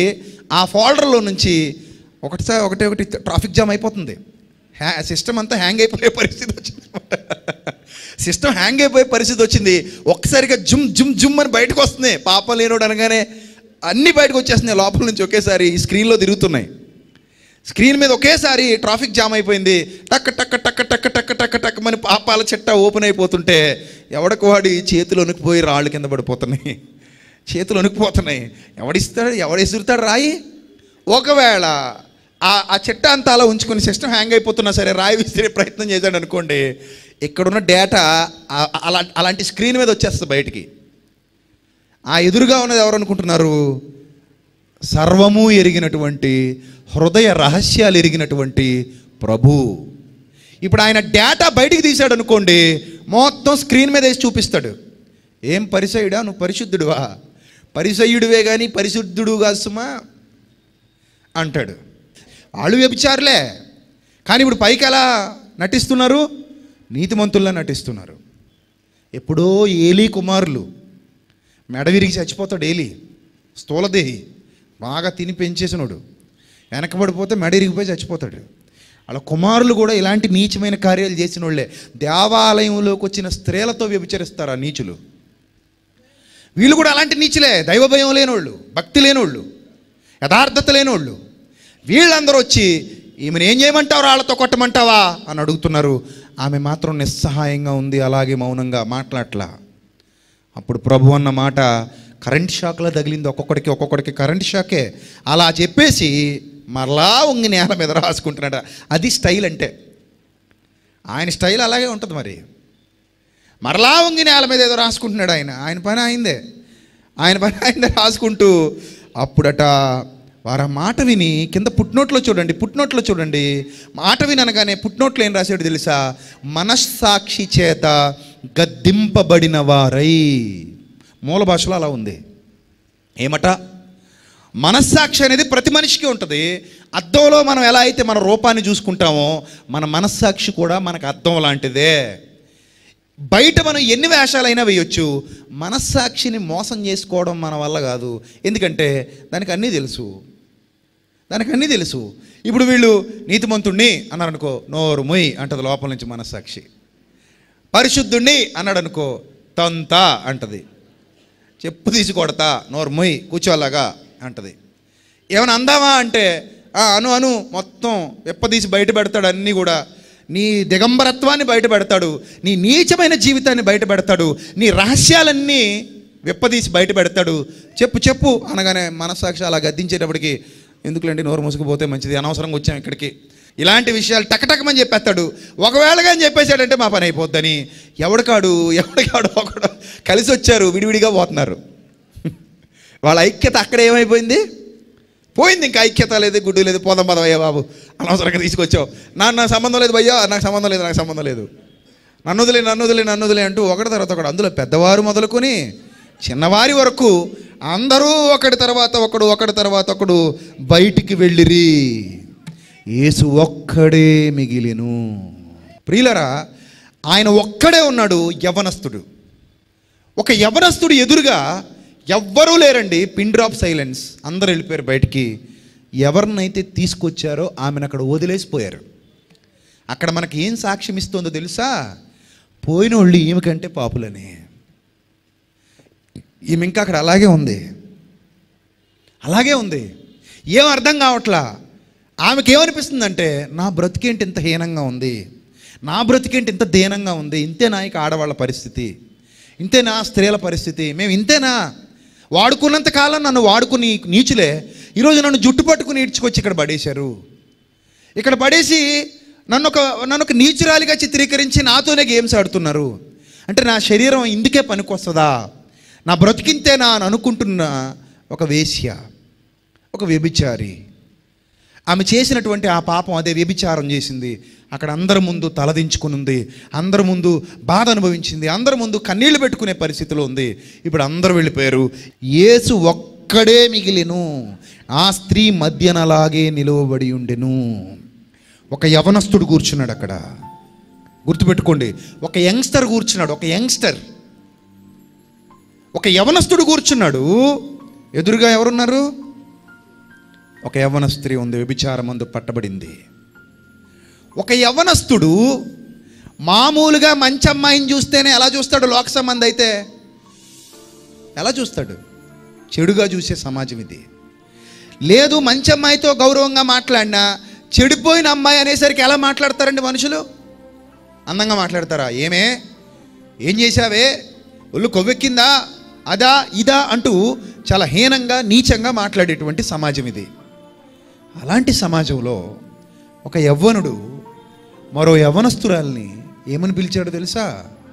అమ్మా అన్నాడు. అయిపోయిందంతే ఆమె జీవితం అక్కడితో. అమ్మా, ఇంకెవరో శిక్ష విధింపలేదా అన్నాడు. ఆ పిలుపు ఆమెకు కొత్తగా ఉంది. ఆ పిలుపు ఆమె వినడం ఆమె కొత్తగా ఉంది. ఎందుకంటే ఎవరూ కూడా ఆమెను అలా పిలిచిన వారు లేరు. ఆమెకు ఆ పిలుపు ఎప్పుడు వినబడలా. ఇప్పుడు ఆయన అక్కడ మాట్లాడుతూ ఆమెను అంటున్నాడు, ఒక వేశ్యని ఎవరైనా అమ్మ అని పిలుస్తారా? ఒక వేశ్యని అమ్మ అని ఎవరైనా పిలుస్తారా? పిలవరండి. అది యేసుక్రీస్తు ప్రభు వారి ఔన్నత్యం, ఆయన క్యారెక్టర్ అలాంటిది. అమ్మా అని ఆమెను పిలిచాడు. వారు ఎక్కడ ఉన్నారు? ఎవరునూ నీకు శిక్ష విధింపలేదా అని అడిగినప్పుడు ఆమె అంటోంది, లేదు ప్రభువా అంతే. ఎవరు నేను కొట్టలేదా తల్లి? కొట్టలేదు ప్రభువా. ఎవరు నేను చంపేలేదా? చంపలేదు ప్రభువా. ఎవరు నేను రాయితో తల పగలగొట్టేలేదా? చాలా క్రూరమైన శిక్ష తెలుసా అది. ఒక్కో రాయి శరీరానికి తగులుతుంటే శరీరం మొత్తం మాంసపు ముద్దలా అయిపోద్దండి. కొన్ని రాళ్ళు అయితే శరీరం లోపలికి చొచ్చుకుపోతాయండి. నిజం, అంత క్రూరంగా లోపలికి చొచ్చుకుపోతాయి, రాళ్ళు దిగిపోతాయి లోపలికి. అలాంటి రాళ్ళు తెస్తారు వాళ్ళు కొట్టడానికి. ఆ సాంప్రదాయం ఇంకా కొన్ని చోట్ల ఉంది. ఆ మధ్యకాలంలో ఒక వీడియో రిలీజ్ అయింది, దాన్ని బ్లాక్ చేశారు, ప్లే అవ్వకుండా చేశారు దాన్ని. ఎక్కడైనా ఒకవేళ మీడియాలో పెట్టినా కూడా దాన్ని వెంటనే బ్లాక్ చేసేవారు, తీసేవారు. ఒక మనిషిని పెద్ద పెద్ద రాళ్లతో కొట్టి చంపేస్తారు, ఒక ఆడ మనిషిని. ఐ థింక్ అది ఎక్కడో అరబ్ కంట్రీస్లోనే జరిగి ఉండదు అది. ఎందుకంటే వాళ్ళందరూ అలాగే ఉన్నారు. సో ఆ శిక్ష చాలా భయంకరమైంది, ఆ శిక్ష చాలా క్రూరమైంది. అలాంటి క్రూరమైన శిక్ష ఆమెకు పడాలి. ఆమె అయితే ఫిక్స్ అయిపోయి ఉంటుంది, ఇంక నన్ను చంపేయడానికి తీసుకొస్తున్నారు, చంపేస్తారని. ఎలాగో దాదాపుగా నా మరణం ఖాయమైపోయింది అనుకొని వచ్చి ఉంటుంది ఆమె. అలాంటి సిచ్యువేషన్లో ఆమె ఎవరు నీకు శిక్ష విధింపలేదా అంటే, లేదు ప్రభు, అందరూ వెళ్ళిపోయారు ప్రభు, అందరూ వెళ్ళిపోయారు ప్రభు అని. లేదు ప్రభు అనేసరికి ఆయన ఏమన్నాడు తెలుసా? అందుకు యేసు, నేనును నీకు శిక్ష విధింపును. ఆ మాటలో అధికారం ఉంది. అధికారంతో పాటు నీకు శిక్ష విధించాలంటే నేను ఒక్కడనే విధించాలని చెప్పేటువంటి అద్భుతమైన సందేశం కూడా అక్కడ దాగి ఉంది. నిజం ప్రియులారా, ఒకవేళ ఆమెకు శిక్ష అంటూ విధించాలంటే శిక్ష విధించే అర్హత కలిగిన వాడు ఎవరంటే ఆయన ఒక్కడే. శిక్ష విధించాలంటే అర్హత ఆయన ఒక్కడికే ఉంది. ఎందుకు ఆ అర్హత ఉంది అని నేను చెప్తున్నానంటే, పాపము లేని పరిశుద్ధుడు కనుక. దేవుడు అని ఎవరికైనా మీరు ఒక పేరును ఆపాదించాలి అనుకుంటే, లేదా నామాన్ని ఆపాదించాలి అనుకుంటే, ఆయన పవిత్రుడై ఉండుట ఆవశ్యకము, ఆయన పరిశుద్ధుడై ఉండుట ఆవశ్యకము, తప్పనిసరి. ఎందుకంటే మానవుడు పాపం చేశాడు, దేవుడు కూడా పాపం చేస్తే ఆయన ఎప్పటికీ దేవుడు కాలేడు. దైవత్వం ఉన్న చోట దుష్టత్వం ఉండదు. దుష్టత్వానికి దైవత్వానికి, వెలుగుకు చీకటికి ఉన్నంత తేడా ఉంది. వెలుగు ఉన్న చోట చీకటి ఉండే అవకాశం లేదు, చీకటి ఉన్న చోట వెలుగు ఉండే అవకాశం లేదు. చాలా సింపుల్ విషయం ఇది. దైవత్వం ఉన్న చోట దుష్టత్వం ఉండడానికి అవకాశం లేదు, దుష్టత్వం ఉన్న చోట దైవత్వం ఉండడానికి అవకాశం లేదు. ఇప్పుడు అక్కడ ఉన్నది కేవలం దైవత్వం మాత్రమే. దుష్టత్వం ఎంత మాత్రం యేసుక్రీస్తులో లేదు. ఆయన యందు చీకటి ఎంత మాత్రము లేదు. ఆయన వెలుగై ఉన్నాడు. నేను లోకమునకు వెలుగును అంటాడు. ఎస్, నేను లోకమునకు వెలుగును, ఐఎమ్ ద లైట్, నేను ఈ ప్రపంచానికి వెలుగును అంటాడు. బుద్ధుడిని లైట్ ఆఫ్ ది ఆసియా అంటారు. మరి యేసుక్రీస్తుని ఏమంటారు తెలుసా? లైట్ ఆఫ్ ద వరల్డ్ అంటారు. ఈ బుద్ధిహీనులు ఏమంటారు తెలుసా? ఆయన బుద్ధుడి దగ్గరకు వచ్చి నేర్చుకున్నాడు అంటారు. బుద్ధుడి దగ్గరకు కూడా కాదు, బుద్ధిస్టుల దగ్గరకు వచ్చి నేర్చుకున్నాడు అంటారు. జస్ట్ ఆయన లైట్ ఆఫ్ ఆసియా, ఈయన లైట్ ఆఫ్ ద వరల్డ్. అది యేసుక్రీస్తు అంటే. అలాంటి యేసుక్రీస్తు ప్రభువారు నేను కూడా నీకు శిక్ష విధింపను అన్నారంటే అధికారం కలిగిన వాడే వదిలేస్తున్నాడండి. అధికారం లేని వాళ్ళు రాళ్ళు వదిలేసిపోయారు. అధికారం ఉన్నవాడు పాపిని క్షమించి వదిలేస్తున్నాడు. క్షమించి విడిచిపెడుతూ ఏమంటున్నాడు తెలుసా? వెళ్ళమ్మా, నేనును నీకు శిక్ష విధింపను, నీవు వెళ్ళి ఇక పాపము చేయకమని ఆమెతో చెప్పాను. ఒక జీవితం అక్కడ మారిపోయింది. ఒక జీవితం అక్కడ వెలిగింపబడింది. ఒక జీవితం అక్కడ కొత్త రూపులు సంతరించుకుంది. ఒక కొత్త అధ్యాయం అక్కడ ప్రారంభమైంది. అక్కడ ఆయన చల్లని మాటలు, ఆయన దయగల మాటలు, ఆయన ప్రేమతో మాట్లాడినటువంటి మాటలు ఆ పాషాణ హృదయాన్ని కరిగించేశాయి. ఈ విషయం మీకు ఎందుకు చెప్పానో తెలుసా? మీకు తెలిసిన చరిత్ర ఇది, ఎన్నోసార్లు మీరు బైబిల్లో చదువుకున్న చరిత్ర ఇది. కానీ ఈరోజు మీకు ఎందుకు చెప్పానో తెలుసా? ఇది జరిగిన సుమారు దాదాపు 1900 సంవత్సరాలకి ఒక అద్భుతం జరిగింది. ఇది జరిగిన దాదాపు 1900 సంవత్సరాలకి అద్భుతం ఎక్కడ జరిగిందో తెలుసా? మన భారతదేశంలో జరిగింది. యేసుక్రీస్తు యొక్క ప్రభావం దేశాలు దాటుకుంటూ వెళుతోంది. అది ఎక్కడ ఆగదు. నేను చెప్పాను కదా, భూమి నిలిచి ఉన్నంత వరకు ఆయన ప్రభావం ఈ భూమి మీద, గాలి వీచినంతసేపు ఆయన ప్రభావం కూడా వీస్తూనే ఉంటుంది. గాలి ఆగిపోతేనే ఆయన ప్రభావం ఆగిపోద్ది. సూర్యుడు ఉదయించినంత వరకు నీతి సూర్యుడు కూడా ఉదయిస్తూనే ఉంటాడు. సూర్యుడు ఆగిపోయిన తర్వాతే నీతి సూర్యుడు కూడా ఈ భూమి మీద ఆగిపోతాడు.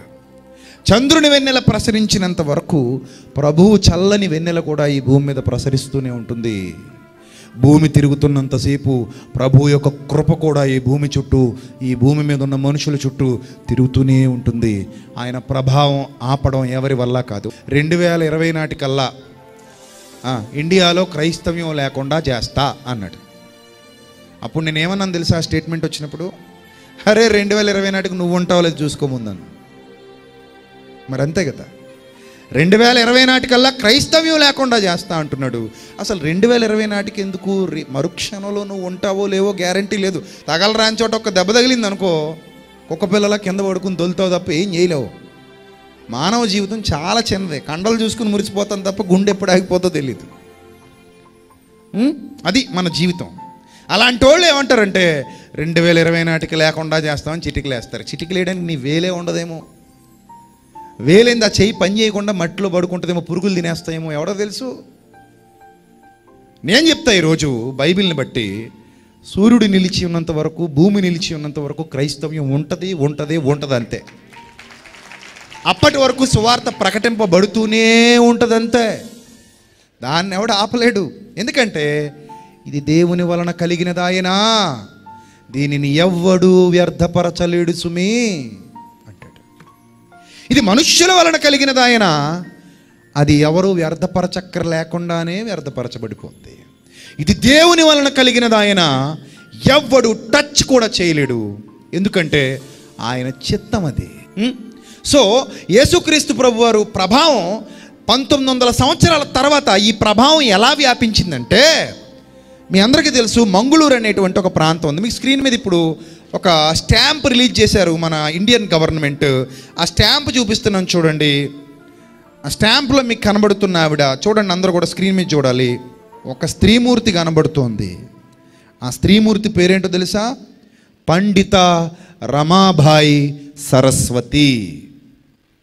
ఆ స్త్రీమూర్తి పేరేం పేరు? 60 పైసా స్టాంప్ ఇది. పండిత రమాబాయి అని మీకు కనబడుతుంది అక్కడ చూడండి. ఆ స్టాంప్లోనే ఒక సదనం కూడా కనబడుతుంది, ఆవిడ స్థాపించినటువంటి ఒక సదనం. ఈమె 1858 ఏప్రిల్ 23న దక్షిణ భారతదేశంలో మంగళూరులో జన్మించింది. మీరు చూస్తున్నటువంటి ఆమె 1858 మంగళూరులో జన్మించింది.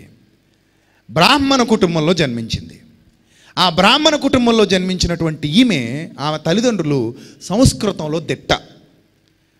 తల్లిదండ్రులు సంస్కృతంలో దిట్టలు కాబట్టి ఆమె కూడా సంస్కృతంలో బాగా దిట్ట.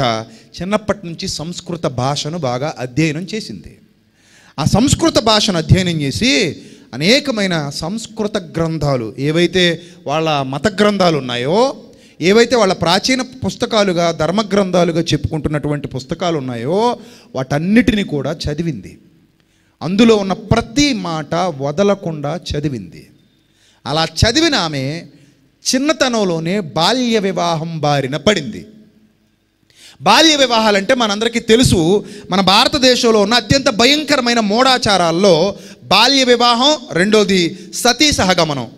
బాల్య వివాహం అంటే ముక్కు పచ్చలారని చిన్న వయస్సులో, దాదాపు వాళ్ళు నిర్ణయించిన వయసు ఎంత అంటే కొన్ని గ్రంథాల్లో 8 ఏళ్ళు నిర్ణయించారు పాపకు పెళ్లి చేసే వయసు. వాళ్ళ ధర్మంలో వాళ్ళు నిర్ణయించిన వయసు ఎంత అంటే 8 ఏళ్ళు. 8 ఏళ్లకి పెళ్లి చేసేసేవారు మన వాళ్ళకే.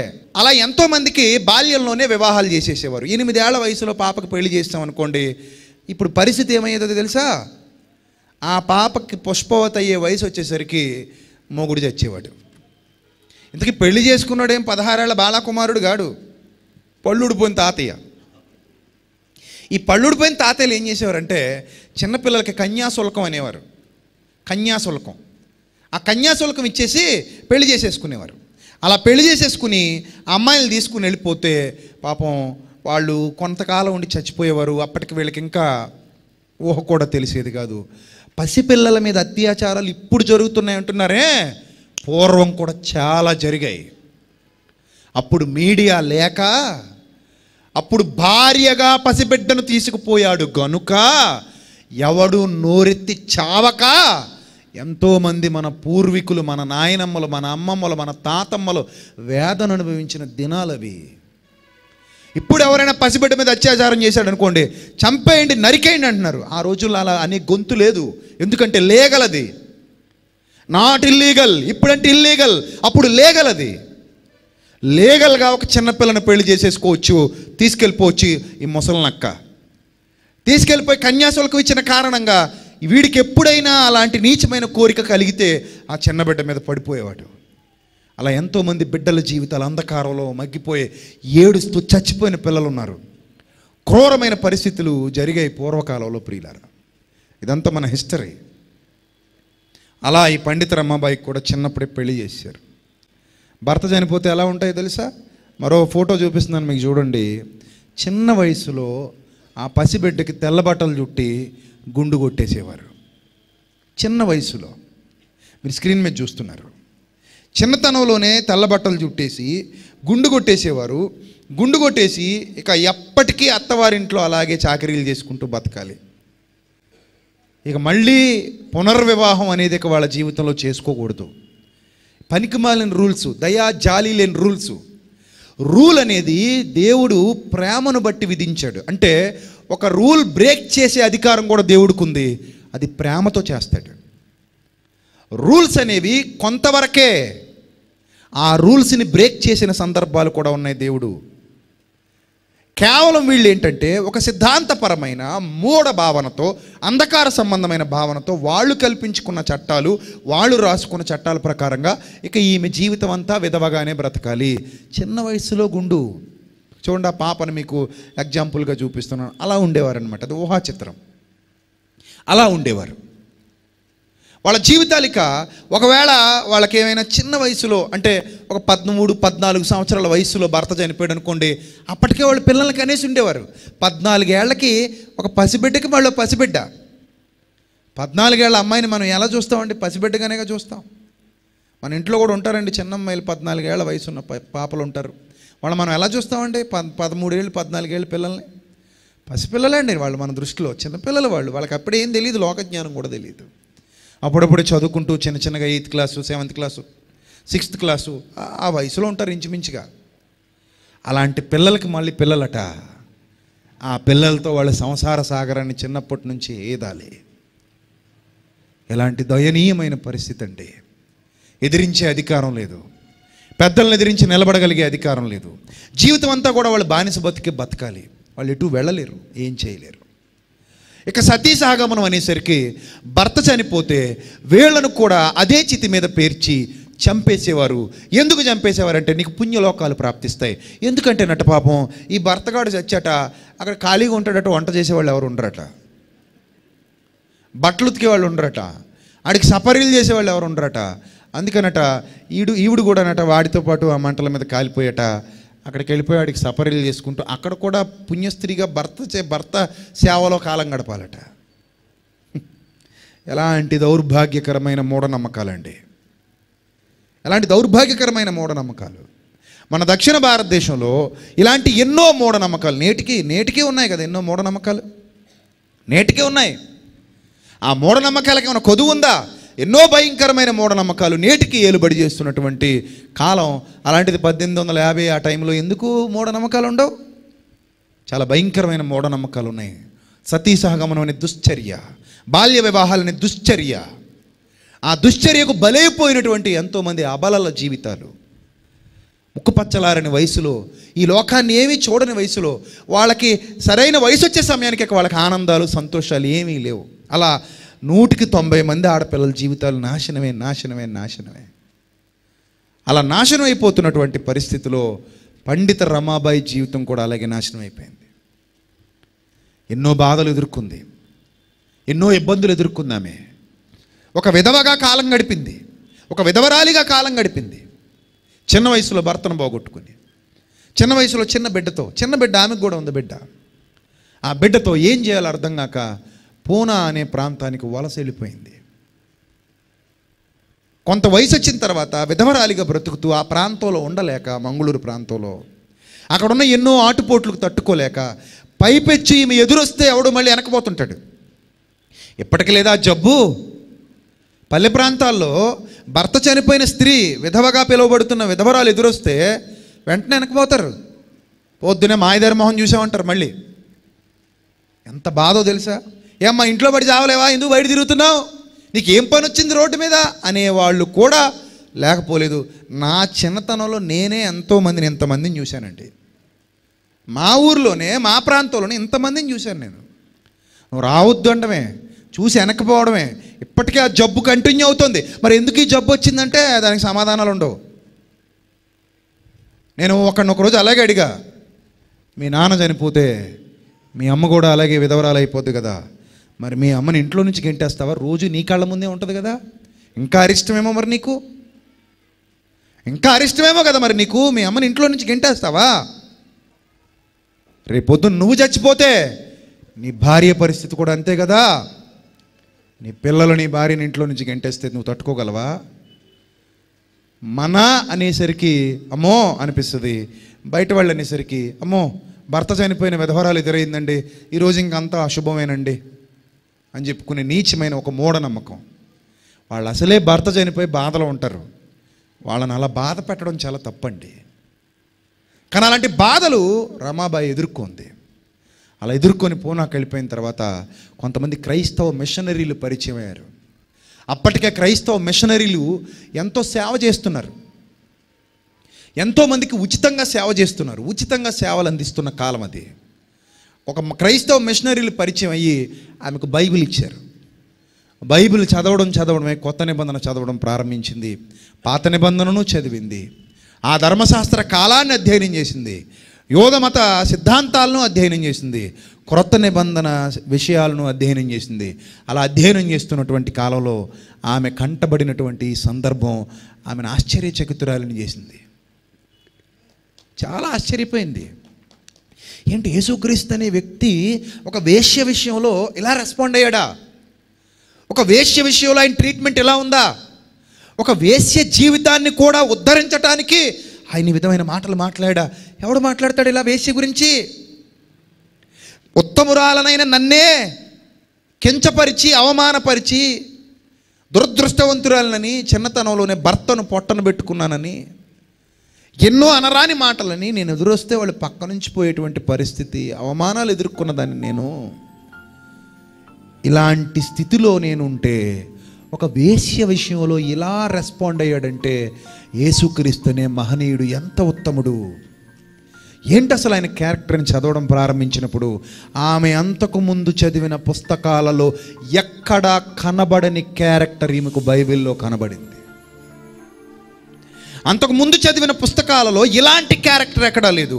జీసస్, ఆయన పరిశుద్ధత, ఆయన పవిత్రత, ఆయన యథార్థత, ఆయన నమ్మకత్వం, ఆయన దేన మనస్సు, ఆయన సాత్వికం, ఆయన బోధ, ఆయన స్వచ్ఛత, ఆయన నిష్కల్మషమైన హృదయం, పాపులను ఆయన ప్రేమించి ఒక పాపిని మార్చటానికి ఆయన పడిన తపన, ఒక పాపి జీవితాన్ని ఉద్ధరించి పరిశుద్ధమైన మార్గంలోనికి తీసుకుని వెళ్ళటానికి ఆయన చేసినటువంటి త్యాగం, తన గురించి తాను ఆలోచించకుండా ఎప్పుడు ఇతరుల గురించి మాత్రమే ఆలోచిస్తూ నిన్ను వలే నీ పొరుగువాణ్ణి ప్రేమించు అనే ఒక కొత్త స్లోగన్ ఇచ్చాడు ఆయన. ఆ స్లోగన్ ఆమెను కట్టిపడేసింది. అంతకు ముందన్నాడు అలాంటి పదాలు ఆమె చదవలేదు, ఆమెకు ఎప్పుడు అలాంటి పదాలు దొరకలేదు. నిన్ను వలే నీ పొరుగువాణ్ణి ప్రేమించు, ఒక్క యేసుక్రీస్తు మాత్రమే ఆ పదాన్ని మాట్లాడగలిగాడు. మాట్లాడడం మాత్రమే కాదు, చేసి చూపించగలిగాడు. ఎప్పుడైతే ఆమె అలాంటి వాటిని చూసిందో, అలాంటి విషయాలు రుచి చూసిందో, ఆమె జీవితం యేసుక్రీస్తు ప్రభు వారికి పాదాక్రాంతం, దాసోహం అయిపోయిందంతే. అక్కడి నుంచి ఆమె క్రీస్తు కొరకు బ్రతకాలని నిశ్చయించుకుంది, క్రీస్తులో అనేకుల్ని నిలబెట్టాలని నిశ్చయించుకుంది, క్రీస్తు కొరకు పనిచేసింది, క్రీస్తు కొరకు పనిచేసింది. మీకు స్క్రీన్ మీద మరో ఫోటో చూపిస్తున్నాను చూడండి. శారదా సదన్ అనే దాన్ని ఆమె ప్రారంభించిందండి ముంబైలో 1889లో. మీకు స్క్రీన్ మీద కనబడుతోంది చూడండి, శారదా సదనం. 1889లో ప్రారంభించింది. అందులో ఎవరుండేవారు తెలుసా? సమాజం చేత అగౌరవపరచబడిన స్త్రీలు, సమాజం చేత వెలివేయబడినటువంటి స్త్రీలు, ఇలాంటి విధవరాండ్రుగా మారి సమాజం చేత చీదరింపబడుతున్నటువంటి స్త్రీలు, బాల్య దశలోనే భర్తలు లేక, పిల్లలు లేక, అయిన వాళ్ళు లేక వెలివేయబడినటువంటి స్త్రీలు, వీళ్ళందరికీ ఆ శారదా సదనం ఆహ్వానం పలికింది. అందులో ఎంతోమంది స్త్రీలు తలదాచుకున్నారు. ఎంతోమంది స్త్రీలు ఆ సదనంలో రక్షణ పొందారు. మీరు స్క్రీన్ మీద చూడొచ్చు, ఆ ఓల్డ్ ఫోటో కూడా మీకు అక్కడ కనబడుతుంది. వాళ్ళని అక్కడ కూర్చోబెట్టి వాళ్ళకి విద్య, చేతి వృత్తులు, అనేకమైనటువంటి పనులు నేర్పించింది. వాళ్ళ కాళ్ళ మీద వాళ్ళు నిలబడగలిగేటువంటి పరిస్థితిని కల్పించింది. దీని అంతటికీ ప్రేరణ ఎవరో తెలుసా? యేసుక్రీస్తు. భౌతికంగా లేడు. యూట్యూబ్లో ఆయన వీడియోలు చూడలేదు ఆమె. ఆయన ఎక్కడ ఆమె కనబడలా టీవీలో. ఆయన ఎక్కడ ఆమెకు కనీసం బొమ్మ కూడా లేదైంది. జస్ట్ ఆయన వాక్కు, జస్ట్ ఆయన మాట విని ఆమె మారిపోయింది. అలా ఎంతోమంది జీవితాలు ఉద్ధరింపబడటానికి ఆమె కారకురాలైంది. మీరు స్క్రీన్ మీద చూస్తున్నారు. అంతేకాదు, మరో ఇమేజ్ చూడండి. ముక్తి మిషన్ అనే దాన్ని స్థాపించి ఎంతోమందికి స్ఫూర్తినిచ్చింది. మీరు మరో ఇమేజ్ చూస్తున్నారు. భారతీయ సంఘ సంస్కర్తగా మహిళా సాధికారత కొరకు కృషి చేసింది. సరోజిని నాయుడు లాంటి గొప్ప వ్యక్తులే ఈమెను గురించి ఉన్నతంగా మాట్లాడారు. ఈమె ఎంత ఉత్తమమైనదో వాళ్ళు ప్రశంసించారు. స్వామి వివేకానంద లాంటి వారు కూడా ఈమెను ప్రశంసించినటువంటి దాఖలాలు ఉన్నాయి. సంఘ సంస్కర్తగా మాత్రమే కాదు, స్వతంత్రోద్యమంలో పాల్గొన్న తొలి క్రైస్తవురాలుగా ఈమె కీర్తికెక్కింది. స్వాతంత్రోద్యమంలో కూడా ఈమె పాల్గొంది. పండిట్ రమాబాయి. పండిట్ అనే బిరుదు సంస్కృత పాండిత్యంలో, సంస్కృతంలో ఆమెకున్న పాండిత్యానికి పండిట్ అనే బిరుదును మన ప్రభుత్వం ఇచ్చామని సత్కరించింది. పండిట్ అనే బిరుదు సంపాదించుకున్న తొలి క్రైస్తవ మహిళ ఈ రమాబాయి, పండిట్ రమాబాయి. ఏమండి, ఇలాంటి వాళ్లకు స్ఫూర్తినిచ్చింది ఎవరంటే నా యేసుక్రీస్తు. నా యేసుక్రీస్తు ఒక మనిషిని పాపిగా మార్చడు. ఆయనను నిజంగా అంగీకరిస్తే పాపిని పరిశుద్ధుడిగా మార్చేస్తాడు. నా యేసుక్రీస్తు ఎవరిని మతాలు మార్చడు. నా యేసుక్రీస్తు కరుడుగట్టిన మనసుల్ని మార్చేసి పరిశుద్ధులుగా ఆయన ముందు నిలబెట్టుకుంటాడు. జాలితో నింపుతాడు, దయతో నింపుతాడు. యేసుక్రీస్తుని అంగీకరిస్తే స్వార్థం నశించి నా కోసం నేను బ్రతకాలనే భావనలు తొలగిపోయి ఇతరుల కోసం నేను బ్రతకాలనే భావనలు మనలో రగిలింపబడతాయి. మనలో అవి జ్వాలగా మండుతాయి, మనలో అవి ప్రకాశిస్తాయి. దానికి సాక్ష్యమే ఇలాంటి వాళ్ళ జీవితం ప్రియులారా. దానికి సాక్ష్యం ఈ జీవితాలన్నీ. మీరు కావాలనుకుంటే ఆమె జీవిత చరిత్ర 7వ తరగతి పాఠ్య పుస్తకాల్లో 5వ లెసన్గా, 7వ తరగతి పాఠ్య పుస్తకాల్లో 5వ లెసన్గా ఉంది. ఆ ఇమేజ్ కూడా మీరు స్క్రీన్ మీద చూడొచ్చు. సిబిఎస్ఈ సిలబస్లో 7వ తరగతి పాఠ్య పుస్తకాల్లో 5వ లెసన్ పండిట్ రమాబాయి గురించి మీరు చదువుకుంటున్నారు, మీ పిల్లలు చదువుకుంటున్నారు. అంతేకాదు, మరాఠీ భాషలోనికి ప్రజలందరికీ అర్థమయ్యే విధంగా బైబిల్ని ట్రాన్స్లేట్ చేసింది మరాఠీలోనికి. సో ఇంత గొప్పగా ప్రభు కొరకు నేను బ్రతకాలి, నాలా మరో జీవితం కాకూడదు, నాలా మరో స్త్రీ నశించిపోకూడదు. బాల్య వివాహాల మీద పోరాటం, వితంతు పునర్వివాహాలు జరగాలి, వాటి మీద పోరాటం, సతీ సహగమనాలు ఆగాలి, వాటి మీద పోరాటం, స్త్రీలను అణిచేసేటువంటి శక్తుల్ని రూపుమాపాలి. అంతేకాదు, ఎక్కడైతే జోగిని వ్యవస్థ ఉందో ఆ జోగిని వ్యవస్థను రూపుమాపాలి. ఇలా ఎన్నో విషయాల్లో ఆమె చేసినటువంటి పోరాటం, ఆమె చేసినటువంటి కృషి అది చిరస్మరణీయంగా మిగిలిపోయింది. ఆమె ఒక తొలి క్రైస్తవ మహిళ, బ్రాహ్మణ కుటుంబంలో జన్మించి అనేకమైన గ్రంథాలు చదివి క్రీస్తును రక్షకునిగా అంగీకరించి ఆయన కొరకు బ్రతికి ఆయన కాలమంతా ఆయనకు సమర్పించి ఆయన మార్గంలో నడిచి చనిపోయి లోకాన్ని విడిచిపెట్టి వెళ్ళిపోయింది. ఇప్పటికీ అనేక మందికి స్ఫూర్తిగా నిలబడుతుంది. ఆమెను ప్రభావితం చేసినటువంటి వ్యక్తి ఎవరో తెలుసా? యేసుక్రీస్తు. జస్ట్ నేను ఒక వ్యక్తిని మాత్రం ఈరోజు మీకు చూపించాను. ఇలా మాట్లాడుకుంటూ వెళ్ళిపోతే చాలా డేటా ఉంది నా దగ్గర. చాలామంది గురించి నేను మాట్లాడవచ్చు, చాలామంది గురించి మాట్లాడవచ్చు. ఎంతమంది ప్రభువు ద్వారా ప్రభావితం చెంది అనేక మందికి స్ఫూర్తిదాయకంగా నిలిచారో, అనేక మందికి ఉపయోగపడే జీవితాలు కలిగి ఉన్నారో, అనేక మంది జీవితాల్లో వెలుగులు నింపారో, అనేక మంది బ్రతుకుల్ని ఉద్ధరించారో, మనం ఎంతోమంది గురించి మాట్లాడవచ్చు ప్రియారా. మన దేశం కొందరిని గుర్తుపెట్టుకుంది, కొందరిని మర్చిపోయింది.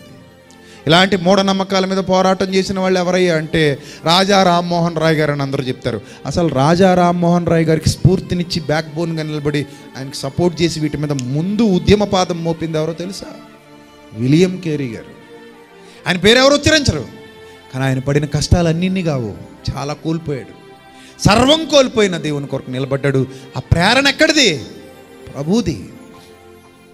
ప్రభు ఒక్కసారి ప్రేరణ కలిగిస్తే స్టెఫను రాళ్లతో కొట్టబడి చంపబడ్డానికి వెళ్ళిపోయాడండి.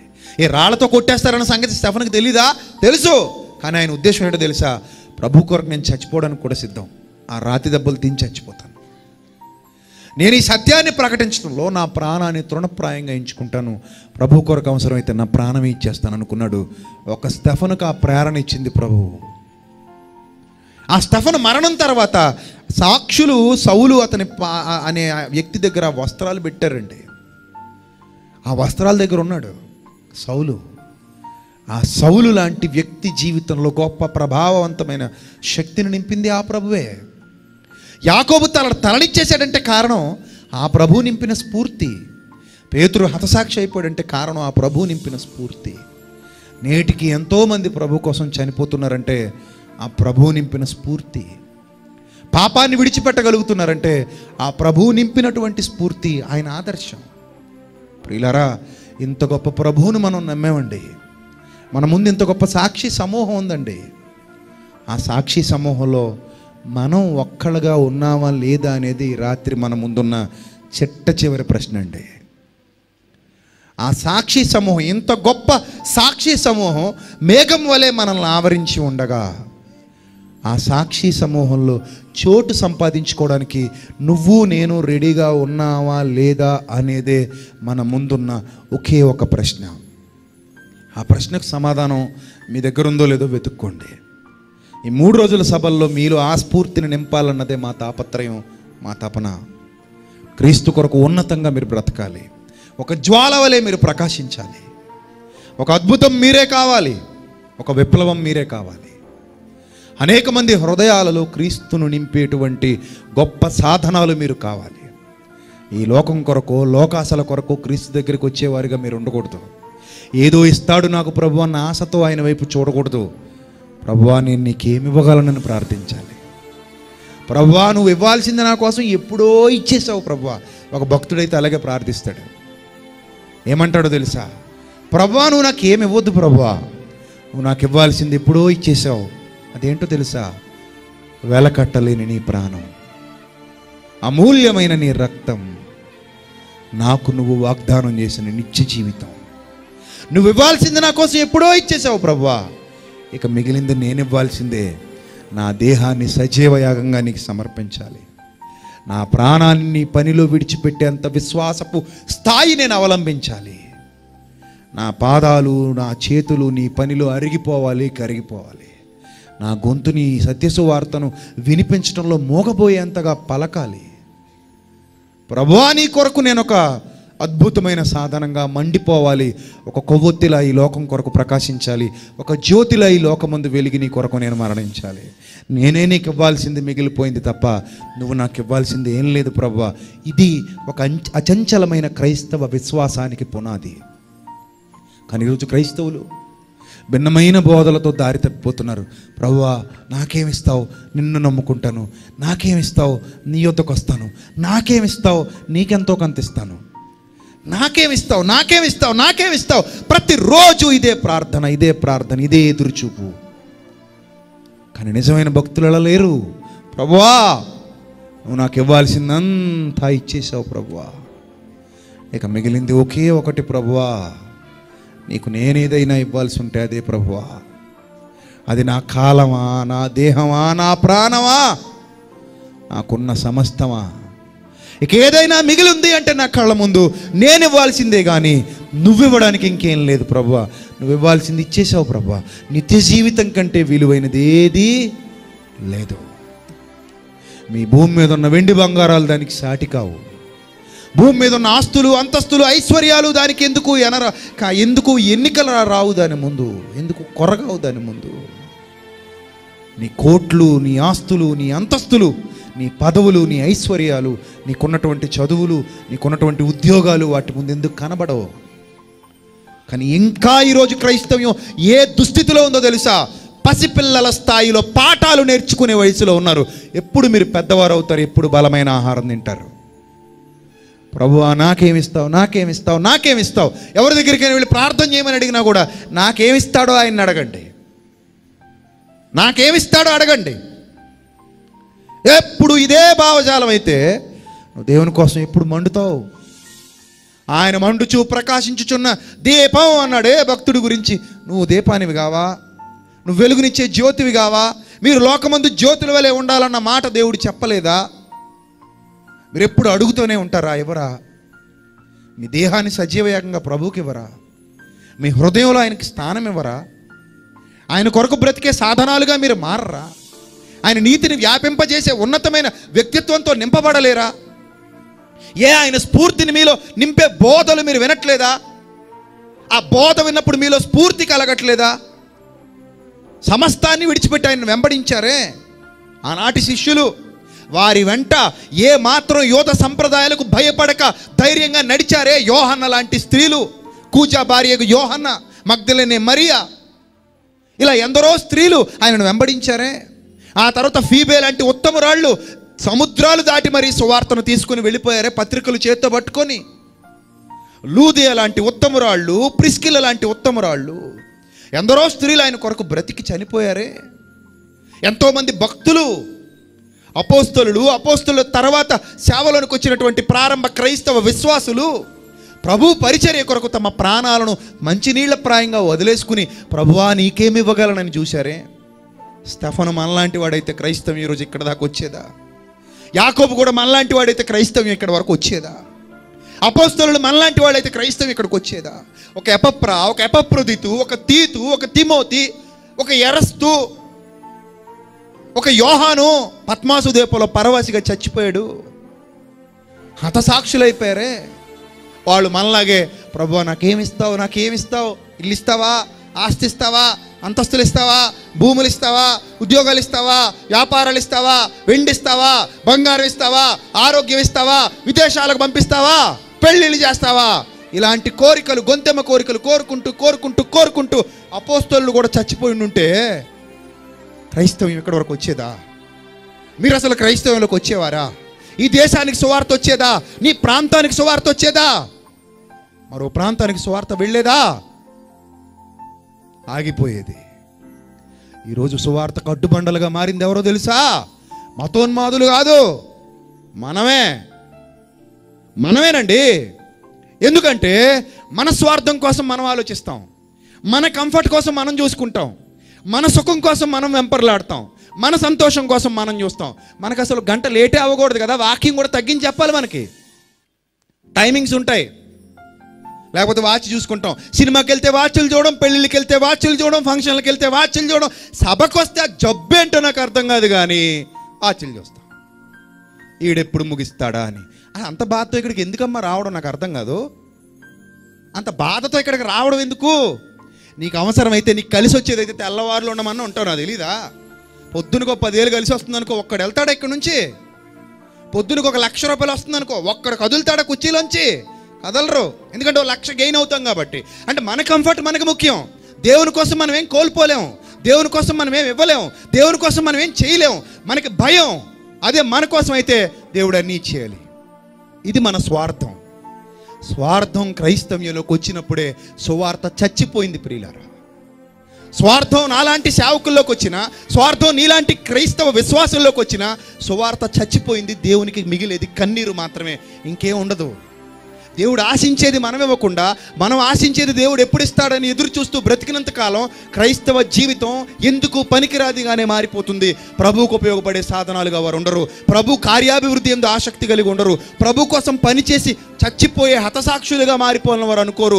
ప్రభువా ఈ ప్రాణం నీది ప్రభువా అని చెప్పే ధైర్యం ఉండదు. అలాంటి సాక్ష్యపు జీవితం కూడా మన దగ్గర ఉండదు. మనం ఎంతసేపు మన స్వార్థం కోసమే బ్రతుకుతాం. చివరికి మన పిల్లలను కూడా అలాగే పెంచుతామండి. ప్రభువుని అడగరా? ప్రభువుని అడుగు. యూట్యూబ్లో వీడియోలు కూడా అవే. ప్రభు మీకు ఇల్లు ఇస్తాడని పాప చెబుతుంది మొన్న, ప్రముఖ బోధకుని కూతురు. ప్రభు మీకు ఇల్లు ఇస్తాడు, ప్రభు మీకు అవి ఇచ్చేస్తాడు, ప్రభు మీకు ఇవి ఇచ్చేస్తాడు, అడగండి మన యేసయ్యని. ఇంక అడగడమే, ఇంకెప్పుడు యేసయ్యని అడగండి, అడుగుతూ చావండి అంతే. దేశం కోసం పోరాడే సైనికుడు కూడా ఏమంటున్నాడు తెలుసా? దేశమా నువ్వు నాకేమిచ్చావని నేను అడగను. బోర్డర్లో చచ్చిపోవడానికి సిద్ధపడి దేశం కోసం నేనేమిచ్చానని ఆలోచిస్తానంటాడు ఒక సైనికుడు. నేనేమన్నాడు తెలుసా ప్రభు? నిన్ను నన్ను ఏమన్నాడు తెలుసా? క్రీస్తు యేసు యొక్క మంచి సైనికులు అన్నాడని. ఎంత పెద్ద పేరు పెట్టేసాడండి ఆయన మనల్ని నమ్మి ఎంత పెద్ద పేరు పెట్టాడండి. ఏమండి న్యాయం చేస్తున్నామండి మనం ప్రభు కోసం? ప్రభు కోసం కదలగలమా మనం? ప్రభు కోసం మాట్లాడగలమా మనం? ప్రభు కోసం ఐక్యంగా ఉండి పని చేయగలమా? ప్రభు కోసం అబద్ధాన్ని ధైర్యంగా ఖండించగలమా? ప్రభు కోసం నిజాలు నిర్భయంగా ఆయన మాట్లాడినట్టు మాట్లాడగలమా ఎవరికి భయపడకుండా? మనకు చాలా గుర్తొచ్చేస్తాయి. మన ఫ్యూచర్ అందంగా కళ్ళ ముందు కనబడిపోతూ ఉంటుంది. నువ్వేమనుకుంటావంటే 100 ఏళ్ల జీవితం నాది, గతుకుల్లేని ప్రయాణం చేయాలనుకుంటావు. రేపే ఆగిపోతావేమో నీకు తెలీదు. కానీ నీ మైండ్లో మాత్రం ఒక వెర్రితనం జీవితకాలం అంతా ఉంటుంది. ఆ వెర్రితనంతో బ్రతుకుతున్నంతకాలం ప్రభు కోసం తెగింపు రాదు. కానీ మన పితరులు తెగించారు, అపోస్తలులు తెగించారు. వారు ప్రభు కోసం ఉన్నతంగా పరిచర్య చేశారు. అందులో స్త్రీలు ఉన్నారు, పురుషులు ఉన్నారు. వారికి ఈ లోకము యోగ్యమైనది కాదు. వారికి ఈ లోకము యోగ్యమైనది కాదు. విశ్వాస వీరుల జాబితా చదువుకుంటుంటే అది మనకు స్ఫూర్తి. అబ్రహామా ఈ దేశం నీది అంటే గుడారాల్లో బతుకుతున్నాడు. ఏ దేశం నీది అంటున్నాను కదా అంటే ఆయన అంటున్నాడు నాకు ఈ దేశం వద్దు ప్రభువా, ఆ దేశం కావాలి ప్రభువా అన్నట్టు. ఆ స్ఫూర్తి మనలో ఉందా? ఆ స్ఫూర్తి మనలో ఉందా చెప్పండి. మనం ఏమంటాం తెలుసా? దేశం అంతా వద్దు కానీ ప్రభా, ఈ హైదరాబాద్లో మంచి ఫ్లాటు 4 సెంట్లు భూమి ఇచ్చేసాలి ప్రభా. మన ఆలోచనలు ఎలా ఉంటాయి? వాళ్ళు ఏమో దేశం ఇచ్చేస్తే వాళ్ళు అంటున్నారు కదా మాకు వద్దు ప్రభా, పునాదులు గల ఆ పట్టణము కొరకు అబ్రహాము విశ్వాసాలకు తండ్రి ఎదురు చూస్తున్నాడు.